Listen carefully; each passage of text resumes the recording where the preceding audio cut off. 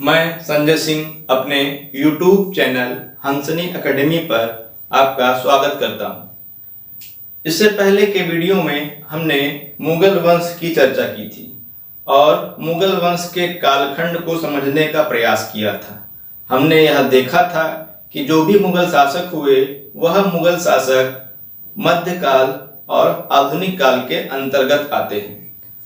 औरंगजेब की मृत्यु के बाद जो भी शासक हुए वह शासक आधुनिक काल के अंतर्गत आते हैं और उन्हें हम उत्तर मुगलकालीन शासक की श्रेणी में रखते हैं।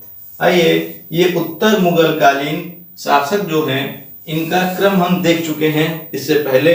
आइए देखते हैं उत्तर मुगलकालीन शासक के अंतर्गत प्रथम शासक कौन था और वह किस प्रकार से शासक बना, अर्थात उसने किस प्रकार से संघर्ष किया। परीक्षाओं में यहाँ से कई महत्वपूर्ण प्रश्न बने हैं और यह एक ऐसा शासक है, यानी कि बहादुर शाह प्रथम एक ऐसा शासक है जो मुगल वंश का अंतिम योग्य शासक कहा जा सकता है। तो जैसे हमने कहा आपसे, जो चैप्टर है आपका इतिहास के अंतर्गत, आधुनिक भारत के इतिहास के अंतर्गत, उसका नाम है आपका उत्तर मुगलकालीन शासक।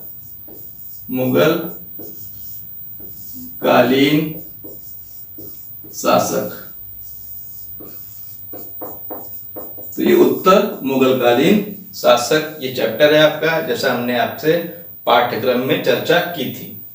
इस उत्तर मुगलकालीन शासक के अंतर्गत जो पहला शासक था जिसको हमको पढ़ना है वह है बहादुर शाह प्रथम।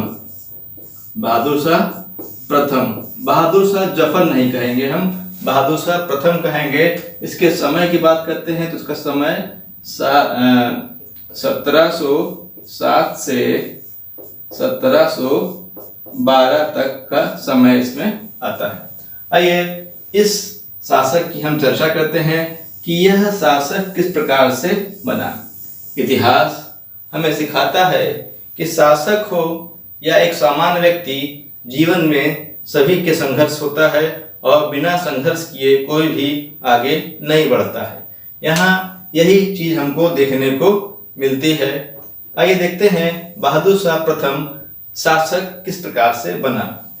तो बहादुर शाह प्रथम को शासक बनने के लिए बहुत संघर्ष करना पड़ा और इस संघर्ष के अंतर्गत इसे अपने भाइयों की हत्या करनी पड़ी, उनसे युद्ध करना पड़ा और उस युद्ध के पश्चात यह शासक बन पाया। आइए देखते हैं, जैसे बात करते हैं हम लोग औरंगजेब से, यानी बहादुर शाह प्रथम के पिता से, उससे हम बात करते हैं, शुरुआत करते हैं वहीं से आपका। तो आइए देखते हैं औरंगजेब से हम लोग शुरुआत करते हैं। औरंगजेब की अगर हम बात करें तो यह आधुनिक काल के अंतर्गत नहीं आता बल्कि मध्यकाल के अंतर्गत आने वाला अंतिम शासक है। तो औरंगजेब मध्यकाल का अंतिम शासक है मुगल वंश का। किसका? मुगल वंश का औरंगजेब अंतिम शासक है। समय की बात करते हैं तो समय हम बताए थे आपको 1658 से 1658 से 1707 तक का समय है। जो पैदा हुआ है तो मरेगा। 1707 में क्या होता है? इसकी मृत्यु होती है। अब थोड़ा हम चर्चा कर लेते हैं औरंगजेब के बारे में। धार्मिक रूप से कट्टर था, जिंदा पीर इसको बोलते थे। क्या बोलते थे? जिंदा पीर बोलते थे इसको। धार्मिक रूप से ये बहुत कट्टर था।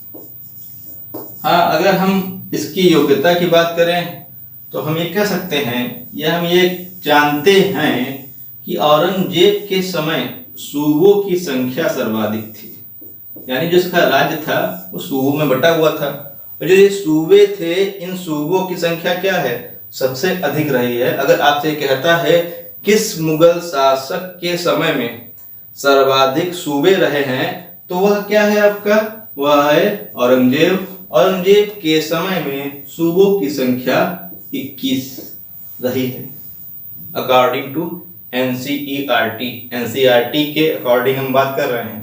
जो भी यहाँ रहता है एनसीईआरटी के अकॉर्डिंग हम बात करते हैं। और अगर देखें कि हम कहें अकबर महान था तो अकबर के समय में सूबों की संख्या अधिक होनी चाहिए। हाँ, तो एक सामान्य चर्चा कर रहे हैं केवल आपसे। तो अकबर की अगर बात करते हैं तो अकबर के समय में जो सूबे थे उनकी संख्या मात्र 12 थी। कितनी थी? 12। जबकि अकबर के बाद जहांगीर की बात करें तो जहांगीर के समय में सूबों की संख्या जो थी वह 15 थी। शाहजहां की बात करते हैं, शाहजहां के समय में सूबों की संख्या 18 थी। लेकिन औरंगजेब के समय कितने सूबे थे आपके? 21 सूबे थे। यानी कि सर्वाधिक सूबों की संख्या औरंगजेब के समय में ही पाई गई। इसके बाद जो शासक हुए वह उतने योग्य नहीं हुए और शासन को चला नहीं पाए थे। यूपीएससी परीक्षा में यहाँ से क्वेश्चन बन चुका है, पीसीएस में परीक्षा में क्वेश्चन बना है आपका कि सर्वाधिक सूबों की संख्या किस मुगल शासक के समय में रही, तो आपकी वो औरंगजेब के समय में रही। आइए फिलहाल टॉपिक पे आते हैं। टॉपिक हमारा है जो है आधुनिक भारत का इतिहास चल रहा था, तो उसकी हम बात करते हैं। तो औरंगजेब जो है जब इसकी मृत्यु हो गई 1707 में, तो इसकी मृत्यु के पश्चात इसके 5 पुत्र थे, लेकिन 5 पुत्रों में से हमको 3 पुत्र को जानना है जिनमें सत्ता संघर्ष हुआ। इन 3 पुत्रों में एक था आपका कामबख्श पुत्र था। कामबख्श जो है ये बीजापुर का सूबेदार था। कहाँ का सूबेदार था? बीजापुर का सूबेदार था। कामबख्श बीजापुर का सूबेदार था। मुअज्जम दूसरा पुत्र कौन था आपका? मुअज्जम था। तो ये जो मुअज्जम था ये सूबेदार था काबुल का। तो मुअज्जम काबुल का सूबेदार था। और इसी प्रकार से हम देखते हैं कि आजम शाह ये तीसरा पुत्र था जो सूबेदार था आपका गुजरात का। अब मान लीजिए परीक्षा में प्रश्न आपसे कहां से आएगा, इनमें से कहां से प्रश्न पूछेगा, ये एक मैटर है। तो प्रश्न पूछता है यहां से, ऐसा नहीं है प्रश्न नहीं पूछेगा, प्रश्न पूछेगा। लेकिन इतिहास उसी को याद रखता है जो सफल होता है, असफल को कोई याद नहीं रखता है। तो जो सफल है उसी को ही इतिहास में भी याद रखा जाएगा। यदि आप किसी परीक्षा में असफल होते हो तो कोई बात नहीं, असफल हो कोई आपको नहीं जानेगा, लेकिन जब आप सफल होते हो तो दुनिया आपको जानती है।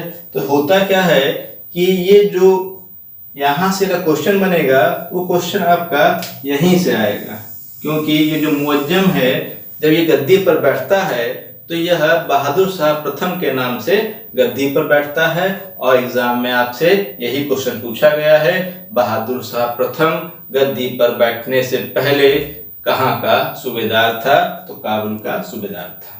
अब आपको कामबख्श के बारे में पूछे या आजम शाह के बारे में पूछेगा, ऐसा कभी कदार हो सकता है, क्योंकि एग्जाम है, कुछ भी संभावनाएं हैं, परंतु जो मैक्सिमम संभावना होती है वो संभावना इसी की है कि मुअज्जम काबुल का सूबेदार था। ये ध्यान रखिएगा। अब होता क्या है, इन तीनों भाइयों में युद्ध होता है। इनमें सबसे बड़ा भाई आजम शाह था, मुअज्जम सेकंड नंबर पे था, कामबख्श सबसे छोटा था।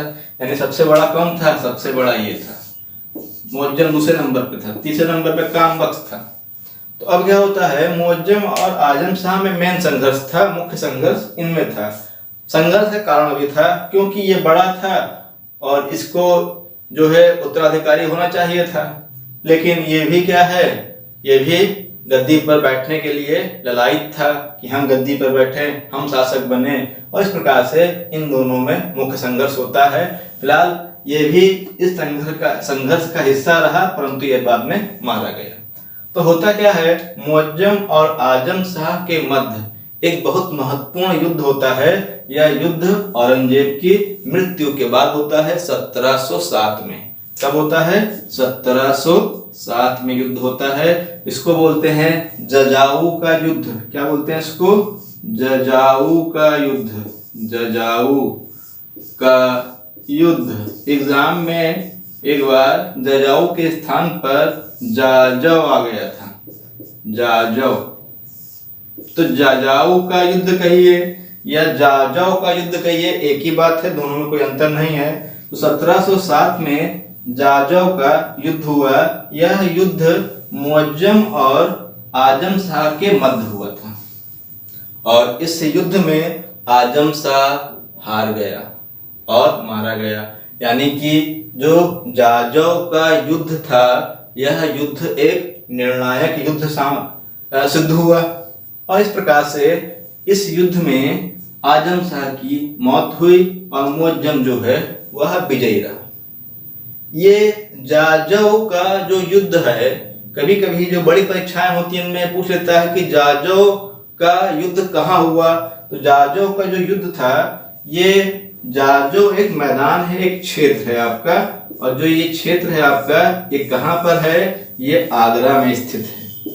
आगरा में हम आगरा जाते हैं तो आगरा से दक्षिण की ओर चलते हैं, 20 मील लगभग चलेंगे तो आपको यमुना नदी मिलेगी। आपको यमुना नदी, ठीक है, यमुना नदी के किनारे ही क्या है, जाजौ का एक मैदान है। इसी मैदान में यह युद्ध लड़ा गया 1707 में और इस युद्ध में अंतोकत्वा आजम शाह मारा गया और मुअज्जम विजयी रहा। तो लड़ाई हुई, युद्ध हुआ, संघर्ष हुआ, और फिर क्या हुआ, मुअज्जम शासक बना। ये जो मुअज्जम है, अब इसकी बात करते हैं हम लोग, मुअज्जम पर आते हैं और देखते हैं क्या है इस मुअज्जम के बारे में।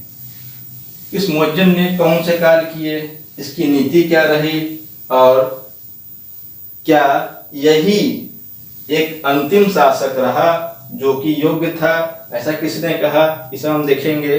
क्योंकि देखना है इसको, तो हम लोग आते हैं कहाँ पे, हम लोग आते हैं बहादुर शाह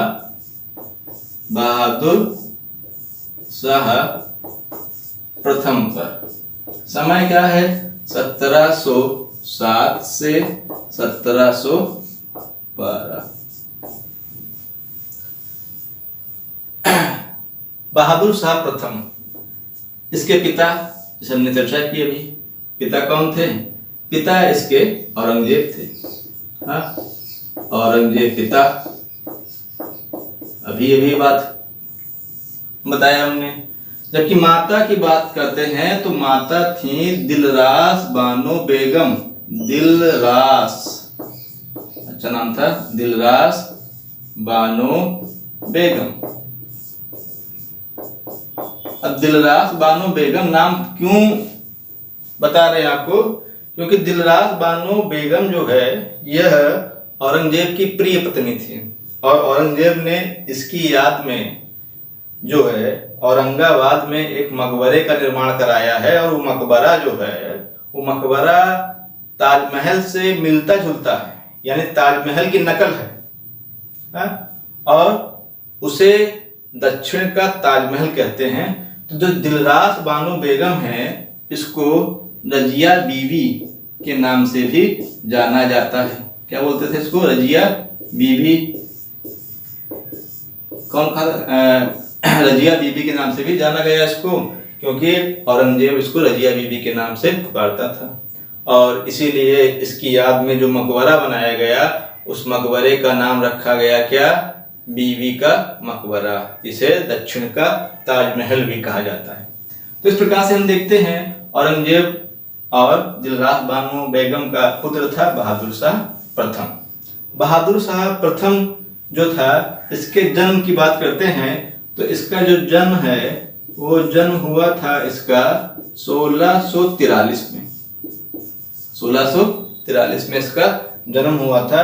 तो अगर हम अब ये जोड़ लेते हैं कि 1643 में जन्म होता है, 1643 में जब जन्म होता है तो तब से 1707 में गद्दी पे बैठा, तो आयु कितनी रही होगी, तो ये वृद्धावस्था में पहुंच गया था। यानी कि जब ये गद्दी पर बैठा तो इसकी आयु कितनी थी, 63 वर्ष की आयु थी, यानी 63 ईयर्स। 63 वर्ष की आयु में गद्दी पर बैठने वाला यह मुगल शासक है। सबसे अधिक उम्र में गद्दी पर बैठने वाला मुगल शासक बहादुर शाह प्रथम है। हाँ, तो बहादुर शाह प्रथम सबसे अधिक वर्ष की उम्र में गद्दी पर बैठा था। हम देखते हैं आगे कि जो बहादुर शाह प्रथम है, इस बहादुर शाह प्रथम के अनेक नाम थे। पहली चीज तो क्या है, ये 63 वर्ष की आयु में गद्दी पर बैठा, तो थोड़ा सा क्या होगा, बूढ़ा व्यक्ति है, तो थोड़ा सा कामकाज में ये एक प्रकार से कहेंगे कि कामकाज इसका थोड़ा सा सुस्त रहेगा। तो और लापरवाह टाइप का व्यक्ति रहेगा। तो इसलिए क्या होता है, एक इतिहासकार हैं खफी खां, वो इन्हें शाह बेखबर कहते हैं। अभी हम देखते हैं, तो जो बहादुर शाह प्रथम है जब गद्दी पर बैठता है 1707 में, तो इसका वास्तविक नाम क्या था? इसका वास्तविक नाम था मुअज्जम, यानी मुअज्जम क्या है, इसका वास्तविक नाम था मुअज्जम। 1707 में बहादुर शाह प्रथम के नाम से गद्दी पर बैठा। गद्दी पर बैठा ये जो है, अच्छा इसका और भी नाम मिलते हैं, जैसे इसको एक इसका नाम शाह आलम भी है। क्या नाम है इसका? शाह आलम। तो कोई कहे आपसे शाह आलम प्रथम भी बोल सकते हैं इसको, तो शाह आलम प्रथम या शाह आलम आपका ये है। बहादुर शाह प्रथम का अन्य नाम मुअज्जम और शाह आलम भी मिलता है। अब समझिएगा आप कि जैसा हमने बताया कि ये शासन के कार्यों से बेखबर टाइप का रहा करे, तो इसको क्या कहा गया? इसको कहा गया बेखबर। क्या कहा गया इसको? इसको कहा गया बेखबर बादशाह या मस्त राजा। हाँ, तो बेखबर बादशाह या मस्त राजा इसी को कहा गया। तो क्या कहा गया इसको? बेखबर राजा, या हम बोलते हैं क्या, शाह बेखबर। सबसे अच्छा नाम क्या है? शाह बेखबर। शाह बेखबर। तो शाह बेखबर किसने कहा है इसको? इसको कहा है एक इतिहासकार हुए थे, उनका नाम था खफी खां। तो खफी खां ने इनको क्या कहा? इनको कहा शाह बेखबर। इतिहासकार जो है उन्होंने इसको शाह बेखबर कहा। किसने कहा? खफी खां ने कहा। आगे चलते हैं। गद्दी पर बैठने के बाद इसने किया क्या? गद्दी पर बैठने के बाद इसने एक बहुत ही महत्वपूर्ण कार्य किया, और वो महत्वपूर्ण कार्य क्या था कि गद्दी पर बैठने के बाद इस मुअज्जम ने, इस शाह आलम ने या बहादुर शाह प्रथम ने क्या किया? इसने जजिया कर को हटा दिया। जजिया कर को हटा दिया। अब आप कहोगे जजिया कर क्या होता है? तो जजिया कर क्या है? जजिया कर ऐसा कर था जो हिंदुओं से लिया जाता था।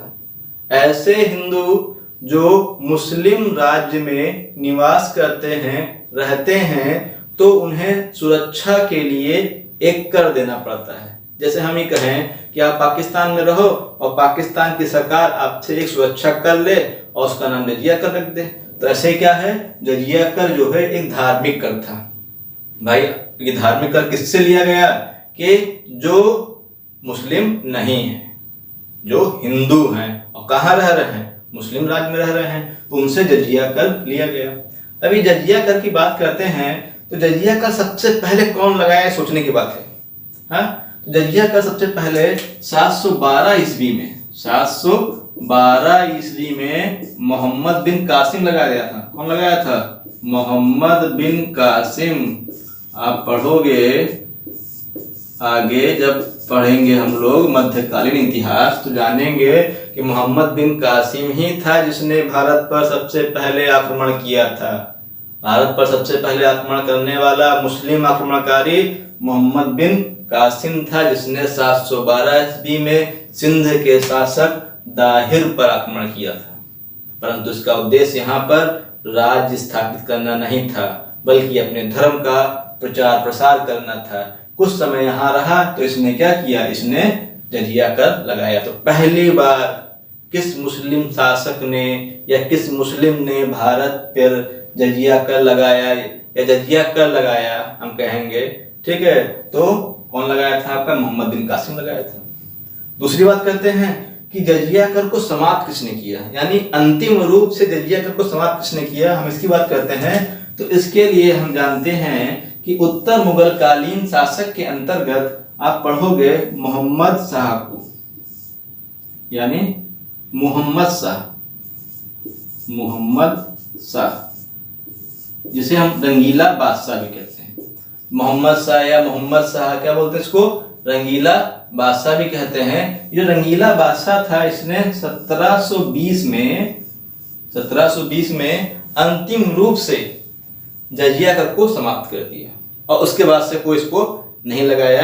यानी अगर आपसे कहता है कि जजिया कर को अंतिम रूप से समाप्त करने वाला शासक कौन था, तो मोहम्मद शाह रंगीला बादशाह था। बहुत रंगीला था। रंगीला क्यों था बताएंगे, जब पढ़ाएंगे तब क्यों रंगीला था। तो इस प्रकार से इसने एक अच्छा कार्य किया, कह सकते हैं इसको। अकबर ने भी जजिया कर नहीं लगाया था, जजिया कर हटा दिया था उसने भी। धार्मिक रूप से सहिष्णु व्यक्ति था, सभी धर्मों को समान समझता था। तो इस प्रकार से हम देखते हैं कि जजिया कर का ये इतिहास रहा। जजिया कर को इसने भी क्या कर दिया, हटा दिया गद्दी पर बैठते ही। दूसरा काम देखते हैं। राजा है तो राजा बनने के बाद क्या होता है, राजा बन गया तो सोचेगा कि राज्य का विस्तार किया जाए। बूढ़ा है, विस्तार करने के लिए सोच रहा है, चलो चलते हैं विस्तार करते हैं, देखते हैं पहले क्या होता है। तो इसने क्या किया, विस्तार करने के क्रम में इसने यानी कि बहादुर शाह प्रथम ने सबसे पहले 1709 में इसने आक्रमण किया राजपूताना पर। कहाँ किया, राजपूताना। तो राजपूताना मतलब क्या है, राजपूताना मतलब आज का राजस्थान जो है। तो राजस्थान का नाम क्या था पहले, राजपूताना। तो राजपूताना पर क्या किया इसने, आक्रमण किया। कब किया, 1709 में। और राजपूताना में मारवाड़ के शासक, वहां पे भी बहुत बड़ा राजपूताना है आपका, तो वहां पे एक मारवाड़ राज्य था आपका। तो मारवाड़ के शासक था आपका अजीत सिंह। कौन था, अजीत सिंह। मारवाड़ का शासक था, राजपूत शासक था अजीत सिंह। इस अजीत सिंह को इन्होंने क्या किया, अजीत सिंह को इन्होंने परास्त कर दिया, मारा नहीं, परास्त कर दिया, हरा दिया। और हराने के बाद अजीत सिंह ने बहादुर शाह प्रथम की अधीनता को स्वीकार कर लिया। और जब अधीन हो गए तो प्रसन्न होकर बहादुर शाह प्रथम ने अजीत सिंह को 3500 का मनसब, कितने का मनसब, 3500 का मनसब दिया, प्लस महाराज की उपाधि दी। तो महाराज की उपाधि प्रदान की, 3500 का मनसब प्रदान किया। मनसब क्या होता है, तो मनसब जो है ये अकबर के समय में हम चर्चा करेंगे। फिलहाल शब्द आया है तो मनसब की हम बात कर लेते हैं, थोड़ा बहुत जान लेना चाहिए, शब्दावली आई है तो अगर हम मनसब की बात करते हैं तो जो ये मनसब है, मनसब अरबी भाषा का शब्द है। किसका शब्द है, अरबी भाषा का शब्द है। मनसब का मतलब होता है रैंक या पदवी, रैंक या पदवी या पद। तो 3500 का मनसब मतलब 3500 उसके पास क्या होंगे, सैनिक रहेंगे। इस प्रकार से 3500 का मनसब रहेगा। बहुत ज्यादा सैनिक होते हैं तो फिर ये लोग विद्रोह कर देते हैं, तो इसलिए क्या होता है, 3500 का मनसब दे दिया इनको। इस प्रकार से महाराज की उपाधि प्रदान कर दी। मनसब अरबी भाषा का शब्द है। 1575 में 1575 में अकबर ने मनसबदारी प्रथा को प्रारंभ किया था। ये प्रथा क्या है, जब अकबर पढ़ेंगे मध्यकाल में तब हम विस्तार पूर्वक चर्चा करेंगे इसके बारे में। इसमें भी कई चीजें हैं, जात है, सवाल है, बहुत चीजें हैं, जानेंगे वहां। तो मनसब एक सामान्य चीज समझ लीजिएगा कि 3500 का मनसब मतलब क्या है, 3500 उसके पास सैनिक रहेंगे, घुड़सवार रहेंगे, इस प्रकार से। तो ये आपका 3500 का मनसब उसको प्रदान किया था। अब चलते हैं आगे। तो अब क्या होता है कि जब ये अधीन हो गया तो बहादुर शाह प्रथम अब अपने राज्य का विस्तार करने के लिए दक्षिण की ओर चलना शुरू करता है। जब दक्षिण की ओर चलना शुरू करता है तो उसकी पकड़ यहाँ कमजोर होती है और यह क्या करता है, ये अपने आप को स्वतंत्र कर लेता है, आजाद कर लिया, मुक्त हो गया। किससे मुक्त हो गया, बहादुर शाह प्रथम मुगल शासक से मुक्त हो गया, क्योंकि राजपूत मुगलों के अधीनता को स्वीकार करना नहीं चाहते थे। तो ये क्या हो गया, ये मुक्त हो गया। हाँ, इस प्रकार से फिर दोबारा इसके कब्जे में नहीं आया। तो ये तो क्या था, इनके राज्य विस्तार नीति की हमने बात की कि कि हाँ ये राज्य विस्तार नीति इनका इस प्रकार से रहा। आगे चलते हैं तो देखते हैं 1709 की हमने बात की, ठीक है। आते हैं देखते हैं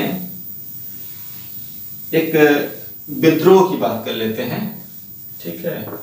एक विद्रोह की बात कर लेते हैं। तो इनके समय में एक महत्वपूर्ण विद्रोह हुआ। तो एक क्या हुआ? विद्रोह हुआ। और विद्रोह किसका विद्रोह हुआ? विद्रोह हुआ सिखों का विद्रोह, यानी सिखों ने विद्रोह कर दिया। तो सिखों ने क्या कर दिया? विद्रोह कर दिया बहादुर शाह प्रथम के शासनकाल में। और विद्रोह क्यों किया, अगर हम इसकी बात करते हैं तो हम ये देखते हैं कि सिखों के जो 10वें गुरु थे, कौन से गुरु? 10वें गुरु। 10वें गुरु और अंतिम गुरु कौन थे? गुरु गोविंद सिंह। कौन थे? गुरु गोविंद सिंह। 10वें और अंतिम गुरु गुरु गोविंद सिंह जो थे, इनकी हत्या कर दी गई। कब की गई थी? 1708 में। तो 1708 में गुरु गोविंद सिंह की हत्या कर दी गई। यह सिखों के 10वें और अंतिम गुरु थे। जब इनकी हत्या कर दी गई तो सिख बौखला गए। अच्छा, इनकी हत्या जो कब हुई? 1708 में हुई। कहां हुई? तो नांदेड़ में हुई थी। कहां हुई थी? नांदेड़। नांदेड़ एग्जाम में क्वेश्चन आपका यहां से बना हुआ है। गुरु गोविंद सिंह की हत्या कहां हुई थी? नांदेड़ में हुई थी। नांदेड़ है कहां? तो ये नांदेड़ वर्तमान में महाराष्ट्र में स्थित है। और जहां हत्या हुई थी उस हत्या के स्थान पर आज जो है एक गुरुद्वारा बना हुआ है। हाँ, यानी जहां इनको रखा गया है, एक गुरुद्वारा जो है बना हुआ है गुरु गोविंद सिंह की याद में। वहां पे उसका नाम क्या है? सचखंड श्री हजूर साहिब। क्या नाम है गुरुद्वारे का? सचखंड श्री हजूर साहिब। ये क्या है?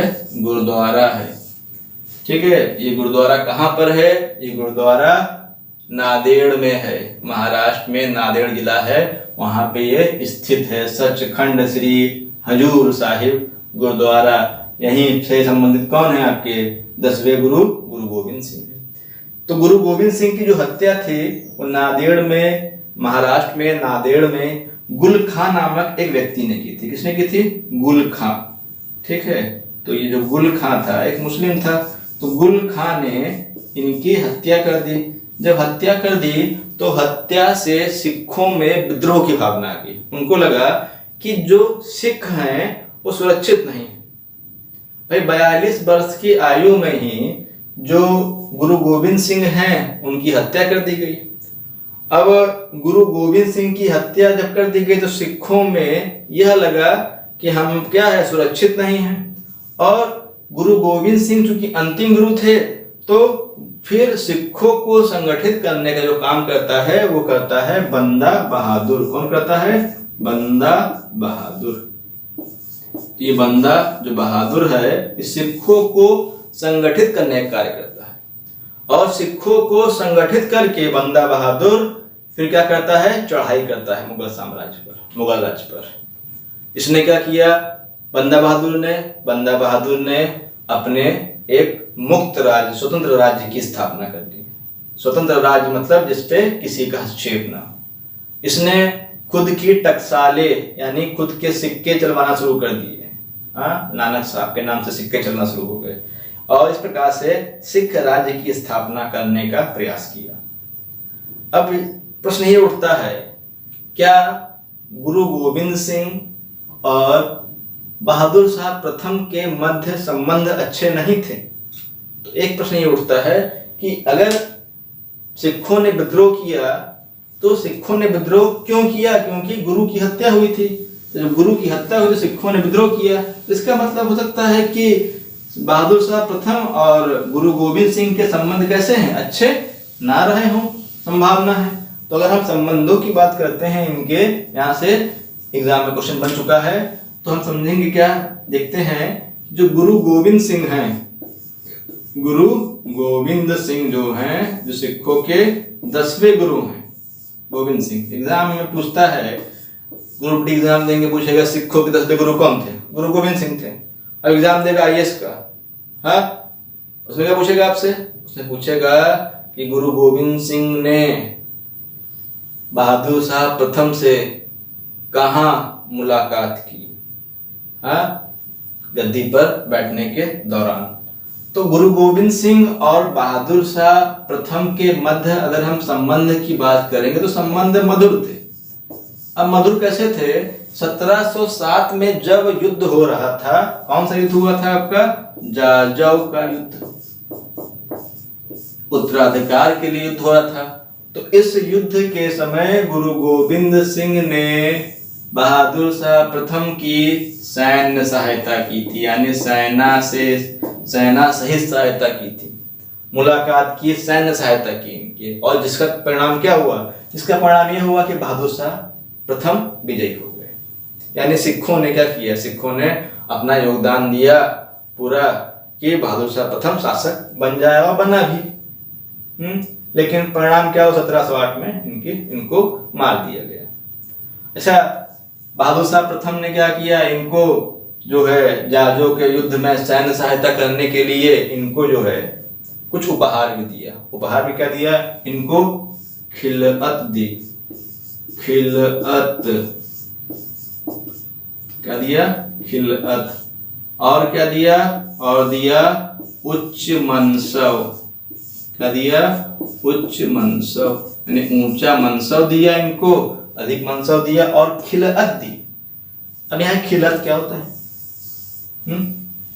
तो जैसे हम जानते हैं कि मान लीजिए कि आपको कहीं बुलाया गया, सम्मान समारोह में बुलाया गया, तो जब आप गए वहां पे तो किसी ने आपको क्या किया, वहां पे शॉल ओढ़ा दिया, एक कपड़ा, एक वस्त्र ऐसे ओढ़ा दिया आपको, तो वही होती है खिलअत।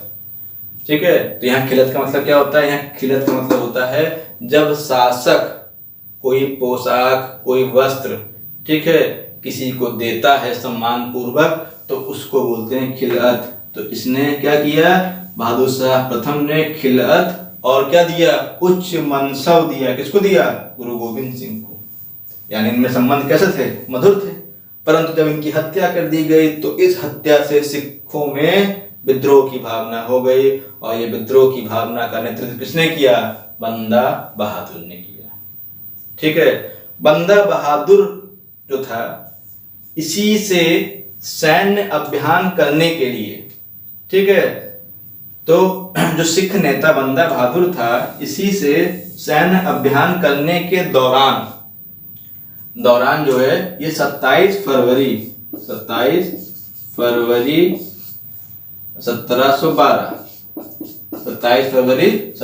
1712 को बहादुर शाह प्रथम की मौत हो गई। ठीक है, तो इनकी मौत कब हुई, 27 फरवरी 1712 को मौत हो गई। कैसे मौत हो गई, बंदा बहादुर जो था, जो विद्रोह किया था, उस विद्रोह को दबाने के लिए गए थे, और उसी दबाने के दौरान क्या है, रास्ते में ही इनकी मौत हो गई थी। लाहौर में ये मर गए थे। अब मर गए तो इनको दफनाएंगे, दफनाया कहाँ गया है, यानी कि हम ये कहेंगे कि बहादुर शाह प्रथम का मकबरा कहाँ पे है, तो मकबरा कहाँ होगा, लाहौर में नहीं, मकबरा कहाँ इनका, मकबरा इनका औरंगाबाद में। कहाँ है, औरंगाबाद। तो बहादुर शाह प्रथम का मकबरा औरंगाबाद में है। तो ये तो बहादुर शाह प्रथम थे। हाँ, अब जो कुछ महत्वपूर्ण चीज और जान लीजिए इनके बारे में, कि जैसे हमने जो अन्य महत्वपूर्ण चीजें हैं कि इनके समय में क्या है, एक डच प्रतिनिधि मंडल आया था।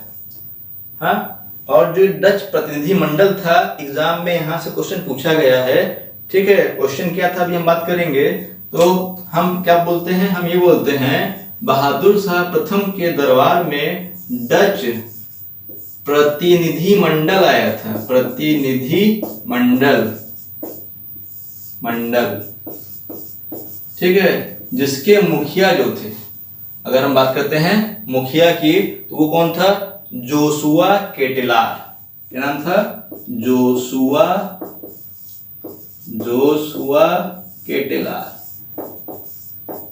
ये मुखिया था डच प्रतिनिधि मंडल का।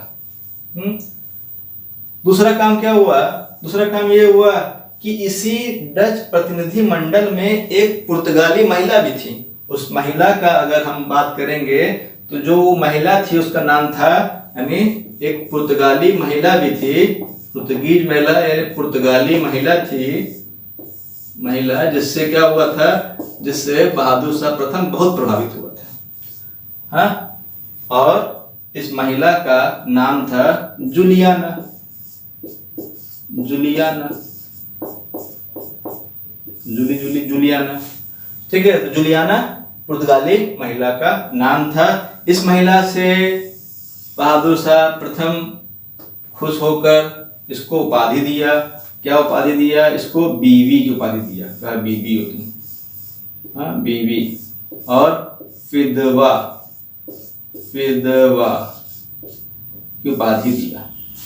तो ये उपाधि थी आपकी फिदवा और बीवी की उपाधि प्रदान की बहादुर शाह प्रथम ने जूलियाना को। जूलियाना डच प्रतिनिधि मंडल में शामिल थी, पुर्तगाली महिला थी। डच प्रतिनिधि मंडल का मुखिया कौन था? जोशुआ केटेलार था। ठीक है। ये डच प्रतिनिधि मंडल कब आया था?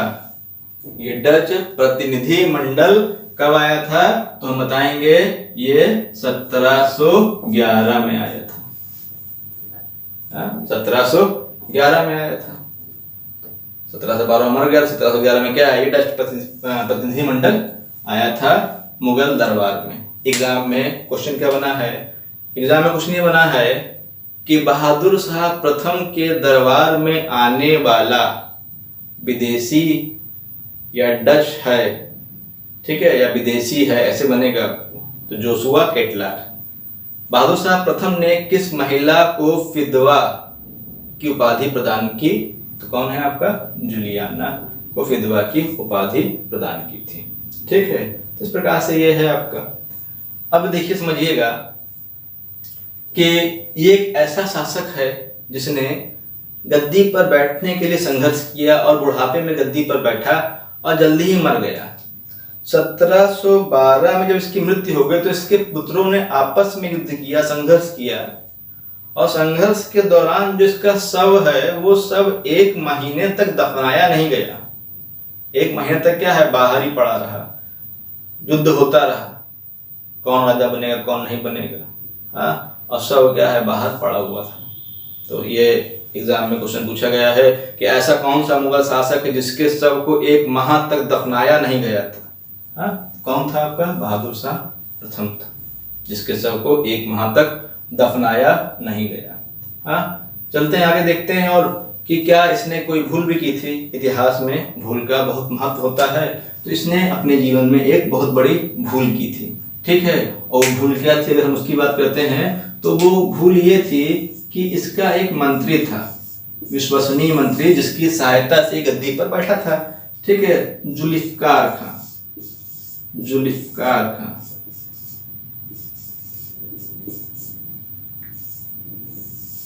जुल्फिकार खां, ठीक है, ये एक मंत्री था। तो जो जुल्फिकार खां था, इस जुल्फिकार खां ये एक मंत्री क्या? ये एक अमीर था। ठीक है ना, मंत्री था तो अमीर था, अमीर।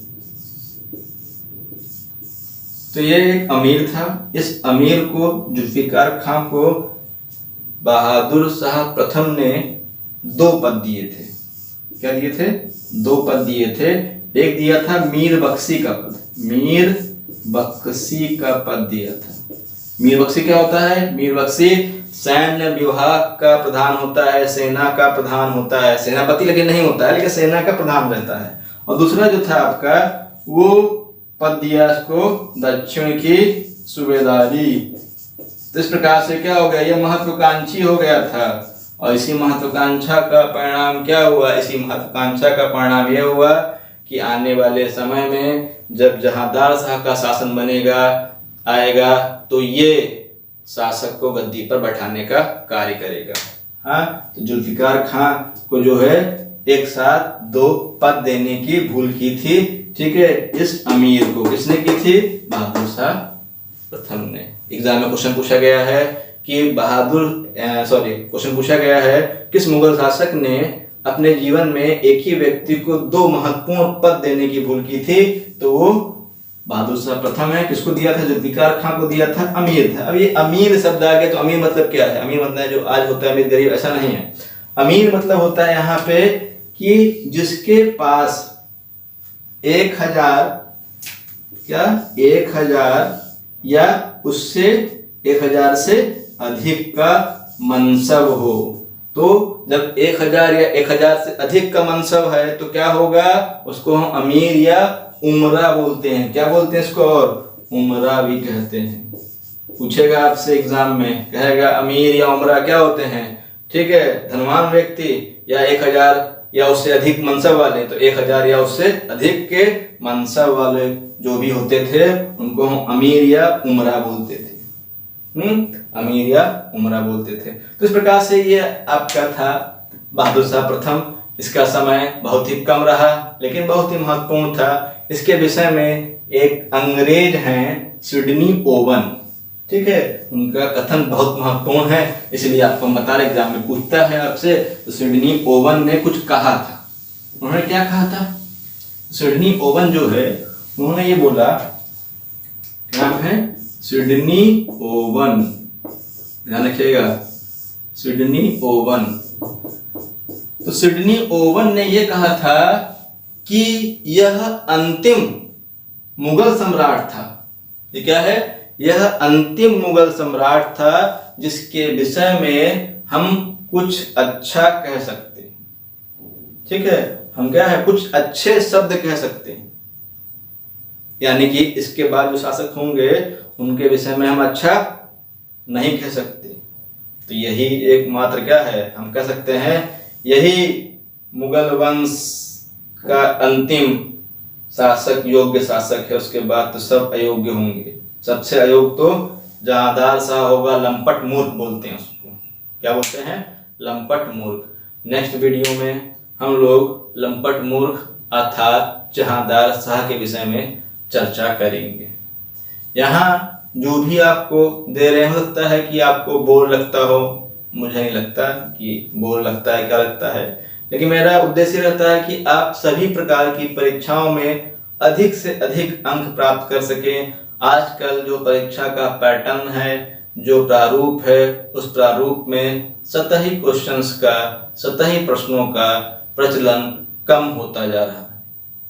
इतिहास है, भूगोल है या जो भी विषय हैं, इनमें गहराई से अध्ययन करना चाहिए, पहली चीज। दूसरा चीज क्या होता है, सामान्य अध्ययन का हमारे जीवन में महत्व है। हमको हर चीज को समझना चाहिए। यहाँ हम देख रहे हैं राजा हो या प्रजा हो सभी दुखी है। राजा भी दुखी है, राजा को खतरा है कब उसे कोई मार दे। हाँ, राज्य विस्तार कर रहा है, क्या है, इस प्रकार से बहुत चीजें हैं। तो जब राजा हमेशा अच्छा है या उसका जीवन सुखी है, ऐसा हम कतई कह नहीं सकते इतिहास को पढ़कर, हमको ऐसा लगता है। तो इस प्रकार से ये था आपका बहादुर शाह प्रथम। फिलहाल आगे जो टॉपिक है इसके विषय में हम लोग नेक्स्ट वीडियो में चर्चा करेंगे। जहांदार शाह और जो भी टॉपिक रहेंगे आपके, उसी में हम लोग उसको देख लेंगे। आज के लिए धन्यवाद।